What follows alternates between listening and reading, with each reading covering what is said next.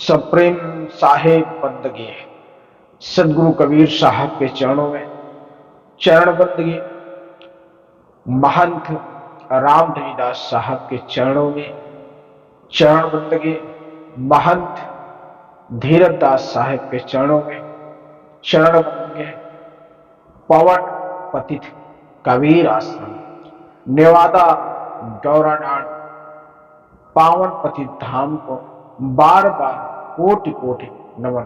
साहेब बंदगी सभी संतों महात्माओं के चरणों में सप्रेम साहेब बंदगी।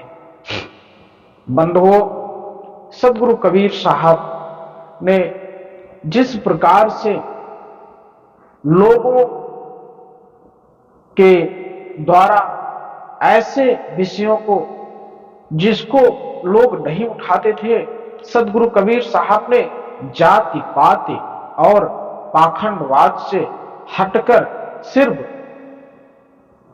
संसार को किस प्रकार से सुखमय जीवन जीने का जो तरकीब बताई, वह सिर्फ सदगुरु कबीर साहब ने बताई। सदगुरु कबीर साहब ने किसी भी जाति, किसी भी धर्म या विशेष रूप से किसी एक व्यक्ति के लिए यह बात नहीं कही। सदगुरु कबीर साहब ने वही बात हिंदू के लिए कही, वही बात मुस्लिमों के लिए भी कही, वही बात ईसाइयों के लिए कही, वही बात सिखों के लिए भी कही। सदगुरु कबीर साहब ने यह ज्ञान उन लोगों को दिया जिन लोगों के अंदर यह विकार भरा हुआ था कि वह सबसे बड़े ज्ञानी और सबसे बड़े पंडित, सबसे बड़े काजी, सबसे बड़े मुल्ला, सबसे बड़े पादरी हैं। वह मन में घमंड करके रखते थे, उनसे बड़ा कोई ज्ञानी नहीं, उनसे बड़ा कोई इस संसार को जानने वाला नहीं, वही सबसे परम भक्त है ईश्वर के। बाकी अन्य जितने भी जीव है वह इस ज्ञान से अज्ञान है।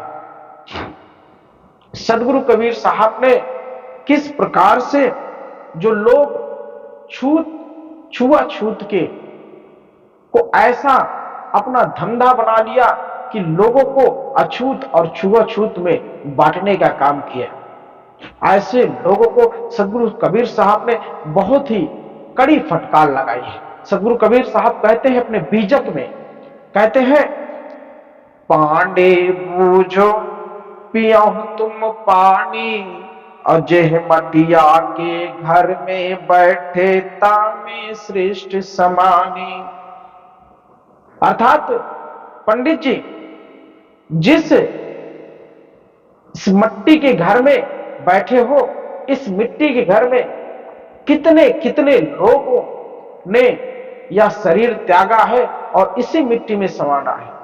आगे सदगुरु कबीर कहते हैं, 56 कोटि यदव जहां भीजे मुनि जन साहस 88, पैग पैगंबर गाड़े सो सब सरी भव माटी, मक्ष कच्छ घरियार बियाने रुधिर निर्जल भरिया, नदिया नीर नरक बहियावे पशु मानुष सब सरिया, हाड़ झरी झरी कूद गली गली दूध कहां से आया, सोले पांडे जेवन बैठे में टही छूत लगाया, वेद की देव छाड़ देहु पाड़े ये सब बन के भरमा, कहाँ कबीर सुनो हो पांडे ये सब तुम्हारो कर्मा।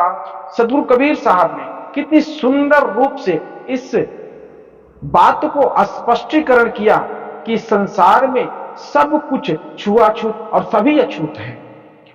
सदगुरु कबीर साहब कहते हैं, आप हर व्यक्ति को उसकी जाति पूछकर ही उसके हाथ का छुआ हुआ पानी पीते हैं, यह पंडित जी से पूछते हैं, परंतु यह क्यों बोल रहे हो कि तुम जिस मिट्टी के घर में बैठे हो उसमें कितनी गंदगी या सृष्टि की सड़कर समाई हुई है।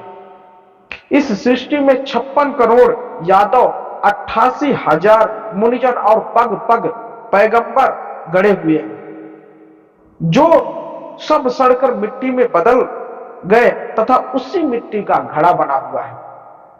जिस मिट्टी के घड़े में तुम पानी पी रहे हो, यही मिट्टी का वह घड़ा है जिसमें सभी सड़ गए, तो तुम अछूत नहीं हुए।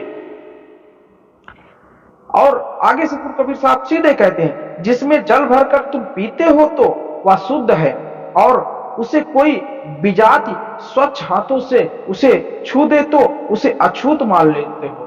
तुम्हारी जाति का ना हो, तुमसे नीची जाति का हो, तुमने ऐसा वर्णन कर दिया, वह अछूत हो गया। आगे सदगुरु कबीर साहब कहते हैं, कुएं या नदी के जल में मेढक, मछली, घड़ियाल आदि अनेक जानवर रहते हैं, और वह उसी जल में प्रजनन की क्रिया भी करते हैं। उनका रक्त जल में मिल जाता है। आपने प्रायः देखा होगा कि जिस प्रकार से नदी और कुएं में मेढक, मछली रहते हैं, उनका जन्म उसी कुएं के पानी में होता है, और जब रक्त स्त्राव होता है तो उसी पानी में बहता है और उसी का पानी लोग पीते हैं। सदगुरु कबीर साहब ने साफ शब्दों में कहा, इतना ही नहीं, शहर व देहात की गंदगी नालियों द्वारा इसमें मिलती रहती है। मृत पशुओं और मनुष्यों की लाशें भी इसी में फेंकी जाती है, और जो सड़कर पानी में ही मिल जाती है। तो नदी का पानी कैसे शुद्ध हुआ, जिसको तुम शुद्ध पानी समझते हो? हड्डियों के झरने एवं मांस की गलियों से ही दूध निकलता है, जिसे आप लोग लेकर भोग लगाते हो, परंतु वह स्वच्छ मिट्टी के घड़े में छुआछूत लगाते हो, और वर्ण और जाति के लेकर छुआछूत को मानने को शास्त्र समझ बताते हो। यह सब गलत धारणा है, क्योंकि यह सब पंडितों का भ्रम मात्र है, अतः शास्त्रों का प्रमाण न दो। यह सब तुम्हारे पाखंड पूर्ण कर्म का ही करिश्मा है। सदगुरु कबीर साहब ने साफ शब्दों में कहते हैं कि यह जो तुम लोगों को बता रहे हो, यह सिर्फ तुम्हारे लोगों को द्वारा पाखंडवाद फैलाने का काम किया जाता है।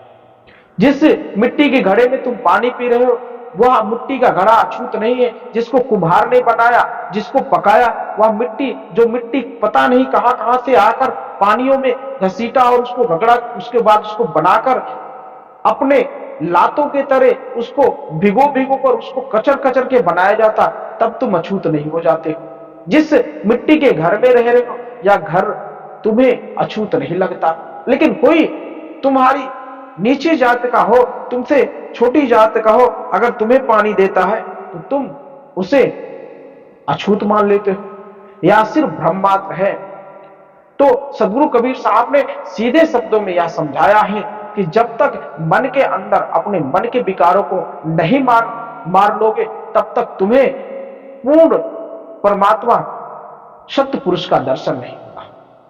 वह किस रूप में तुम्हें दर्शन देगा, किस रूप में तुमको अपना बनाएगा, यह तुम अपने ऊपर निर्भर कर लो कि तुम्हारा कर्म क्या है। जब तक तुम्हारा कर्म सही रूप से नहीं रहेगा, तुम इसी तरीके से 184 योनियों में भटकते रहोगे।